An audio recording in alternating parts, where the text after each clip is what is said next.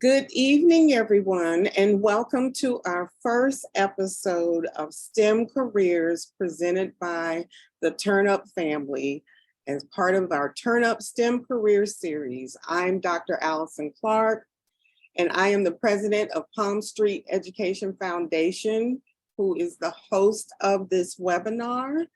And I will briefly share a little bit about Palm Street. If you give me the next slide, what our mission statement is. Palm Street Education Foundation creates culturally competent learning materials and environments for K through 20 STEAM, civic, and workforce development education using our characters, the multi-generational family known as TurnUp. And we'll tell you a little bit more about them.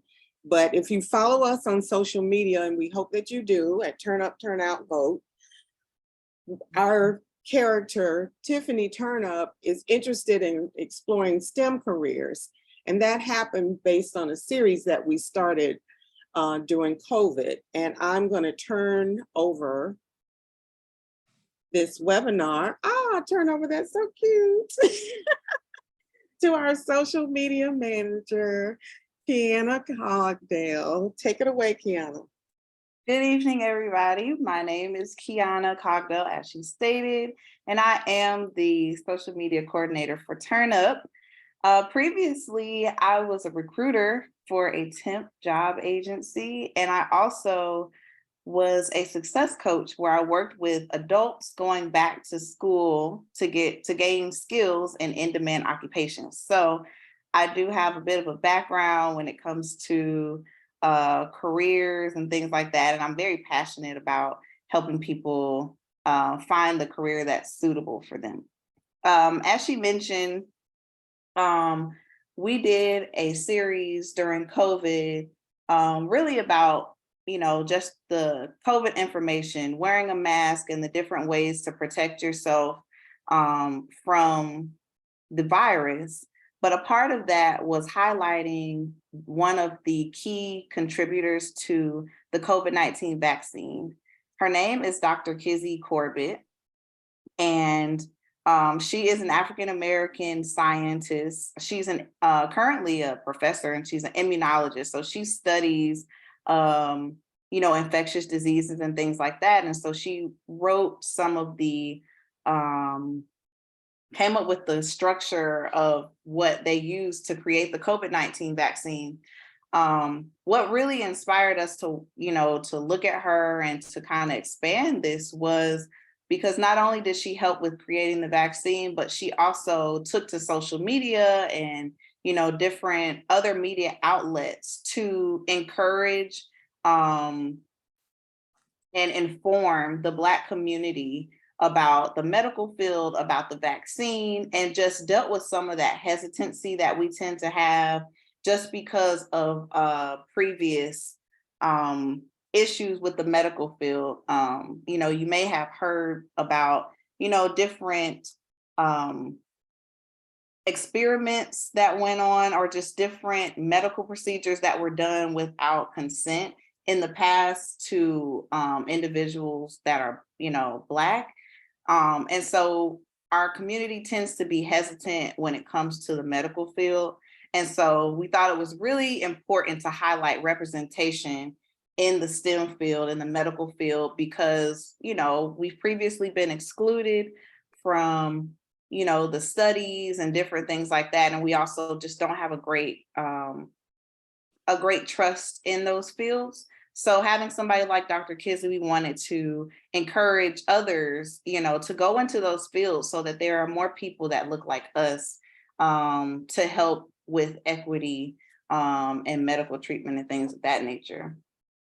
And I had previously shared with Allison just a story, a personal story about, going to urgent care and the relief I felt when a Black doctor walked into the room.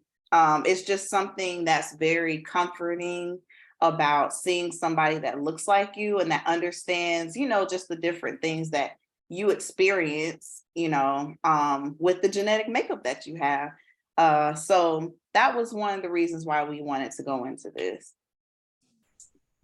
Kiana, and let me just share, you made me remember, I had the opportunity to hear Dr. Kizzy speak, and it was a time when she was busy. It was a virtual conference. It was an African-American business conference, actually, but they asked her to speak, and she shared her personal story and experiences in our community, even on her own grandmother, where, because it was when she was so excited when it became available, that when she told her grandmother, you know, you can get it down at the community center in her own neighborhood, her grandmother's response, well, what good comes from there?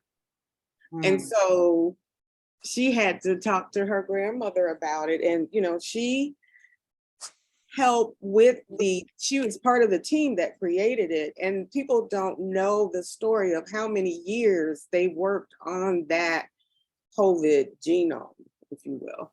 And so when it was time to go, it was a matter of figuring out sequencing. And I may have that incorrect, but that was, I know she figured it out over a weekend. Right. Yeah, I remember hearing her say that. So So that was amazing. But one thing about representation, I want to share, and I want to, like, can you see this instrument? yes. This is the instrument that was recommended that you use to check your oxygen levels, an oximeter, right? Well, one example of why we need to be present in science is this has trouble measuring accurately people of color skin. You may not get a correct oxygen level.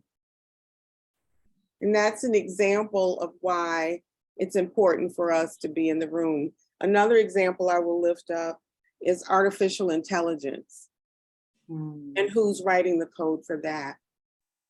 We deal with artificial intelligence either if you've gone in the bathroom and had a hard time scanning your hand under the faucet and it wouldn't react. Once again, that's the color of our skin and how it's programmed. So we hope you all will join us in future presentations on the different STEM careers. But those are some examples that we're lifting up. And so go ahead, Kiana. Yes. So we have also a special guest with us tonight who has a degree in the STEM field. And so I am going to introduce Megan Hayes to you all. I'm going to allow her to introduce herself really and share, you know, her story and how she got to be interested in STEM. And she's going to share some information in regards to the STEM program. Hi, everybody. So my name is Megan. I actually graduated May of this year from FAMU, Florida Agricultural and Mechanical University. My degree I earned my degree in biology. Why did I choose that degree? I chose that degree because I did not see many graduates who looked like me. So my main goal was to learn all I could so that I could help someone like I am today. What I want you to know from me, if you don't remember anything throughout this whole presentation, you can do anything you want if you put your mind to it and work with it as well, but also be aware of what you're getting into. So some people sign up for a STEM degree and they may not know what to do with it. So as we go through this presentation, my main goal would be to tell you to have a plan. If you don't have a plan, where are you going? So that's what I hope you can take from me with this presentation. So what is STEM? That's a really good question. STEM stands for science, technology, engineering, and math. So when you sign up for a STEM degree, you must be prepared to be enrolled in these classes. Be aware if you want to be a doctor, you must go through these classes. There are different types of doctors, right? You can be a doctor in music. You can be a doctor in jumping rope, exercising, anything. But what I'm trying to tell you is that whatever you want to do, make sure you do it with your heart. If you want to be a doctor, don't look at it as just for money. Make sure it's in your passion to help people. So science, there's so many different types of science focuses. So we'll go through this within the presentation, but first we need to figure out what is it that you want to do. Here is a list of few career options that you may find interesting. You can go anything from being a teacher to a dentist to a marine biologist. The world is yours, but once again, you have to figure out where you want to go with your STEM career. STEM, you could take biology. The hardest class I ever took was organic chemistry.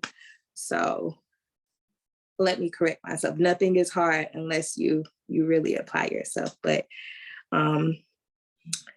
it just depends on what you want to do with this degree. And also, how can you prepare for a STEM education? So no matter if your age is 1 or 100, you have to be prepared to take science, technology, engineering, mathematics courses. That's what your focus is within STEM. I would recommend try to shadow someone, find a mentor. So me, when I selected this degree, I was actually paired with a mentor. I had a person who came out to me at my high school. He worked with me. He guided me down the route of how to apply for my my degree. And he helped me a lot. He actually motivated me to go into STEM. I really wasn't very interested in selecting a STEM degree before being explained and also taught what I could do with my degree. So a mentor would be very beneficial for you. Someone who can guide you down this route. Community service is big. I also recommend for you to dedicate your time to the community and open yourself to new connections. Networking can take you anywhere. You can meet someone today who can help you with anything. So networking is so helpful. You can have 100 degrees, but it's how you network to use your degree. And also, like I said before, you need a plan. If you are a high school student, what college are you planning on going to? This would be a discussion that you may want to ask yourself, maybe your junior year. Classes that I took in high school, I remember I would take extra classes to prepare myself for what I was going towards in college. So it wasn't a shocker. I did struggle my first year of college. Why? I'm not afraid to tell my mistakes, but I struggled because I wasn't really prepared for the adjustment. Like, what I mean by that, the classes were very larger. So I wasn't very used to that. The classes also, I was used to completing assignments. Most of my classes were set up where I would take an exam, and that's how I was graded. For exams, that's my grade for the whole semester. So you need to do good. So that's why I say high school is where you help yourself prepare and condition your brain for what you're preparing for. So it starts with high school. That's where you would have your path mapped out from high school. And also, one big thing, I can't stress this enough. What is this something that you really want to do? Don't choose a career because your father, your mother, someone says this is a lot of money. Make sure that you really love what you're doing. You can cut grass and make $1 million. You can bake, you can do so many things and make money. But when you're choosing a STEM career, I want you to choose something that you really want to do and also have a plan for your degree. If you don't have a plan, where are you going to go? It could be a waste of money. So that is what I recommend.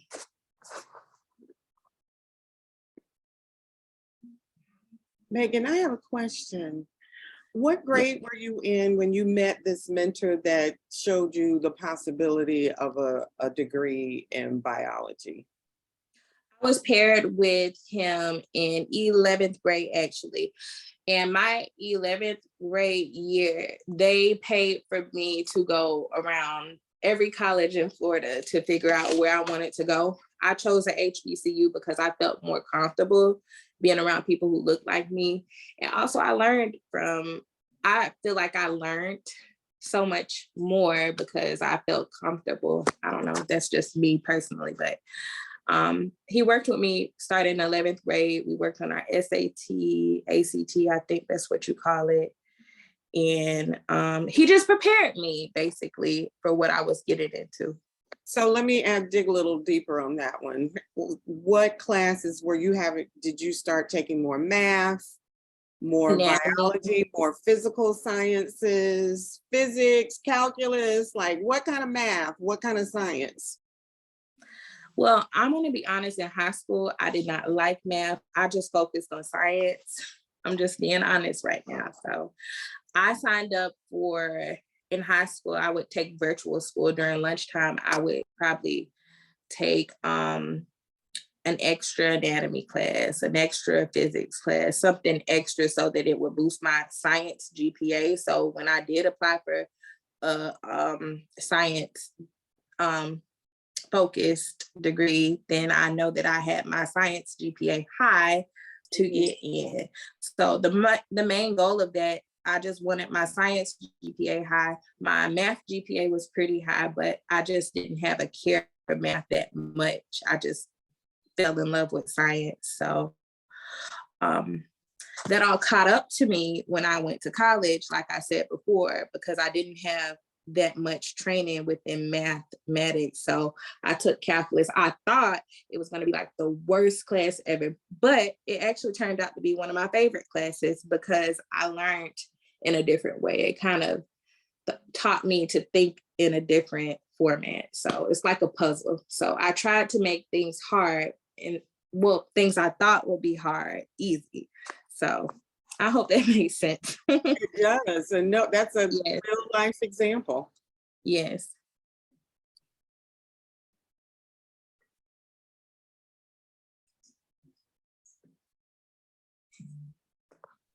Okay, so there are different routes that you can take as far as, or different opportunities, I should say, going into a STEM program. And as Megan mentioned, getting a mentor, but also speaking with your guidance counselor as a high school student to see what opportunities are out there for you, what scholarships you might need to apply for. Also, like she mentioned, your guidance counselor can recommend what courses you need to take that will put you in a good position for the school or the program that you want to go into. So guidance counselors are a really, really good resource for high school students. And I'll also add, now this is on the higher side, or I guess maybe the not necessarily the most financially affordable, but there are career coaches that will work with students, I want to say starting in middle school, and they will create a whole plan as far as activities and courses, and helping you with your test scores and things like that to get you into the college and the program that you want. Like I said, they are not cheap, but they will lay out a plan for you as a student or for your child, to help them get into the career or the program of their choice. Now, something that I did in my previous job, like I mentioned, I worked with the WIOA scholarship, which is for adults. WIOA stands for Workforce Innovation and Opportunity Act. And this is a federal grant that allows for adults to go back to school to gain credentials in in-demand occupations. And this is a current grant that you can take advantage of if you're unemployed, if you're a misplaced worker, or even if you're kind of stuck in your career, if you want to make a career change. you can go to your local career center and fill out the application to be in the WIOA program. And it is all expenses paid. I want to say it reminds me of the Pell Grant, when you're in college for the first time, you get the Pell Grant and it covers your tuition and your books and everything. Well, the WIOA scholarship is the same. It's just like that, but it's for adults. Of course, you have to qualify with, financial and your job situation. But it's a very helpful tool, because as we know, student loans are a really hot topic right now. There are so many people in the United States that have gone to college and gotten, one degree, multiple degrees, and are really struggling financially because they had to take out loans for college. But I'm telling you that if you're an adult, and whether this is your first certificate or if you're just going in another direction and you're getting another degree or another skill, this program pays for all school related expenses. They will get you brand new books, uniforms. If you require a license or an exam in order to start this career, they will pay for that as well. And it is for careers that are in demand.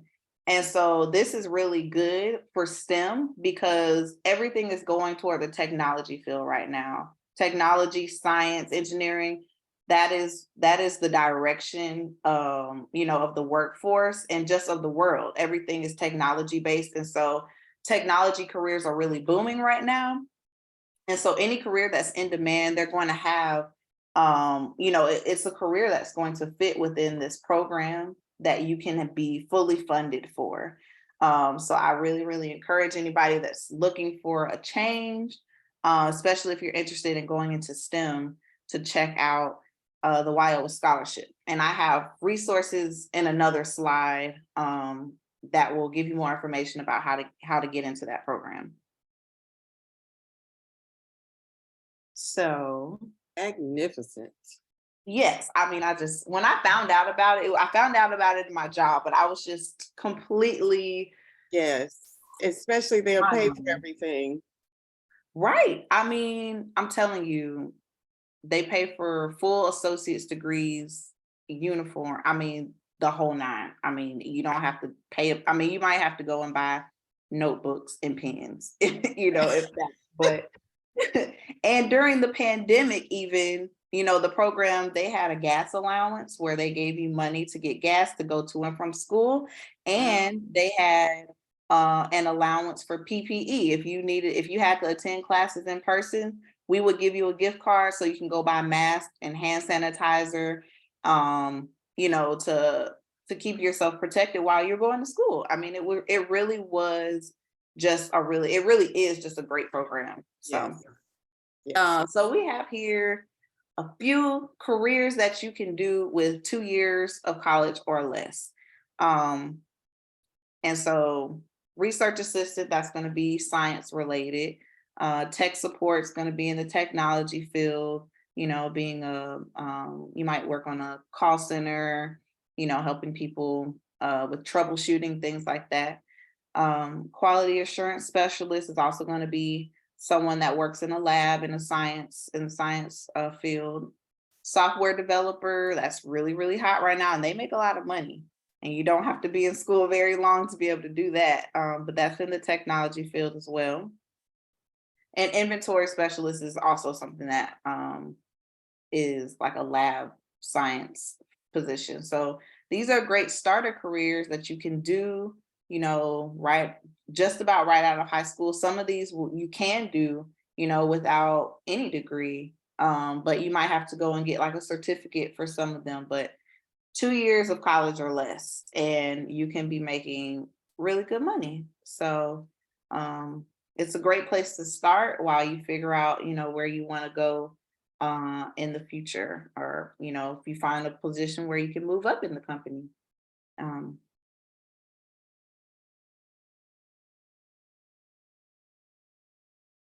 so here we have a few other in-demand STEM occupations. Now these positions are more high level. So they're going to require more school, but just to show you the earning potential of some of these positions.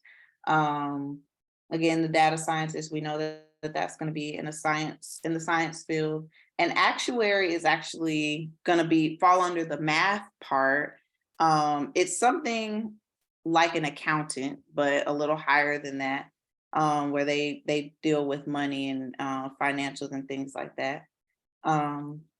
Web developer, there's that software developer again, blockchain engineer, those are all going to be technology positions or occupations. And then the biomedical engineer, so that's like mixing science and engineering, but also going into the medical field. So a lot of positions as well are going to be, I guess, one of the reasons why they put STEM together is because they intersect at some point, so that intersection of the medical field, the engineering field, the medical field with the technology field, you're going to see a lot of that going forward, because like I said, technology is just advancing so quickly, and technology is just allowing us to do so much, so many new things, that they're going to need more people working there. And so these positions were found on a website that I'm going to also share in the next slide or so. But they are considered with the bright outlook, which means that these positions there are going to be more and more of these positions over the next 10 years or so. So you're always going to have a job. You won't have to worry about finding a job if you go into this sector, because this is what is hot right now. So yes, keep these things in mind. And of course, like Megan said, don't go for the money, but it is nice. It doesn't hurt to make good money. Technology, your passion, yes. Right. As long as your passion is in there, you won't be working for pennies. We'll say that much. So here are some of the resources that I mentioned before. So CareerSource Florida is the overarching agency that works with careers, and they're the ones right now that distribute the WIOA grant that I was speaking about earlier. So you can go to the CareerSource Florida website and find the career center that's closest to you where you live. So there's a career source for every region. There are several regions in the state of Florida, and each one has their own website and their own programs, and they even provide services specific to your area. So the in-demand occupations might be a little different depending on what area you live in Florida as well. So they specialize it all the way down to the region and what jobs are available there. So they're a great resource, even if not just for the WIOA grant, just any kind of assistance that you need with employment. So I encourage you to visit the CareerSource Florida website. onetonline.org is the website where you can go on and look up different careers. I was able to go in and filter out and view STEM careers that were, that are out there. And it shows you how much you could possibly make. You can type in your zip code and it'll, give you a medium income for that particular career. But it also talks about the different job duties that you'll have, how much you will do, particular tasks throughout the day, what kind of education is needed. It really goes into great detail about, different occupations and the different job titles that you can search for within that occupation. So ONET Online is a great resource. And I believe they also have some career assessments that you can do to find, to find out what skills you have that are applicable to, the occupation that you're interested in. and things like that. So online is another great resource. Employ Florida is the the state website for employment. They also, and that website works very closely with CareerSource. But they also have a lot of resources when it comes to building your resume, completing career assessments, and finding out your interests and your skills, and just the kind of employee that you are and things that you'd be interested in. And you can search jobs based on what your assessments come back, what you get on your assessments. So that's really good. There's a lot. So I mean, if you ever have time, just scroll through, click on different things on Employ Florida, and just find out, what you can see. You'll be able to search STEM careers in your area and things of that nature. And as a guest of ours tonight, you will also receive our STEM career booklet, which will contain these resources and a lot of the things that we spoke about today in regards to STEM. So we will email that out to you, and you'll be able to refer back to that information in order to take the next steps towards your STEM career.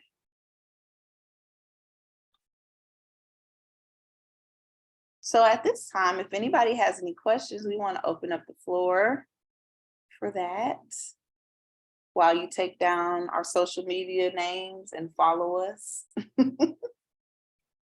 Please do give us a follow. Thank you, Kiana. That was excellent. And thank you, Megan, for sharing your personal experiences becoming a biology major. Thanks. I don't, Thanks you for said having me. HBCU. Did you share which HBCU you went to? I said it at the beginning. Yes, ma'am. I attended Florida Agricultural and Mechanical University in Tallahassee, Florida. Here you go. I Awesome. wanted to tag on to that. There is nothing like a HBCU experience. I will say. Yes. Yes, it's worth the money. It was. Yeah. I would say it was because I don't know, you just have people who look like you, and it makes you feel like, at home. So that's the word I would say.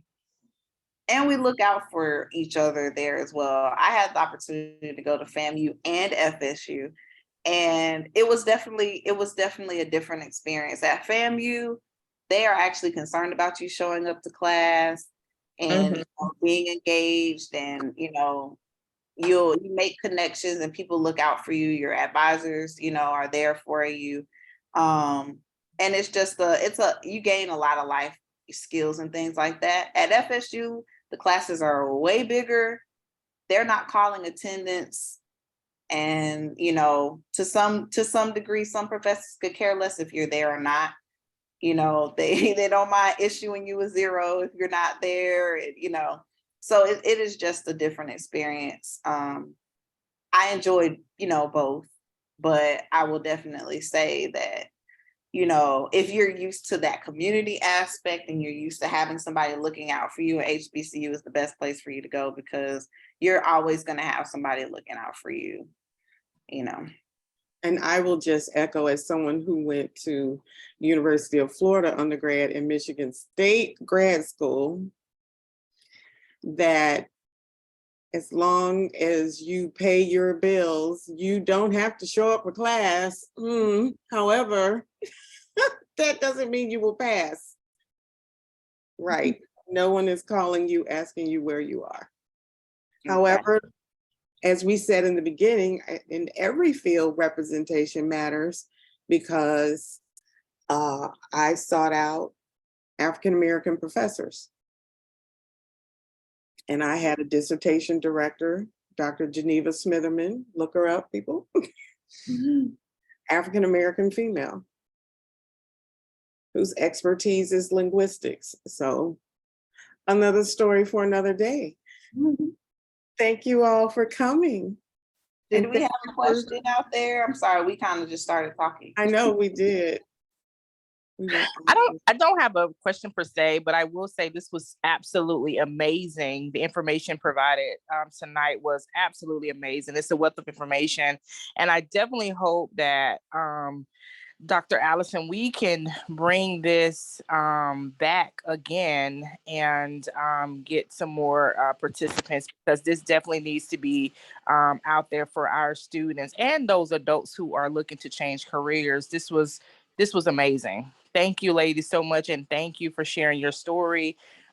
It was a great presentation. Thank you so much. Thank you for being here. Thank you for that. And yes, this is a first in a series. I'll just give a little hint. I have friends who have STEM careers, wonderful women of Black Compute Her. Check them out. African-American computer scientists, not just computer scientists, but that whole realm, like we said. So yes, do join us.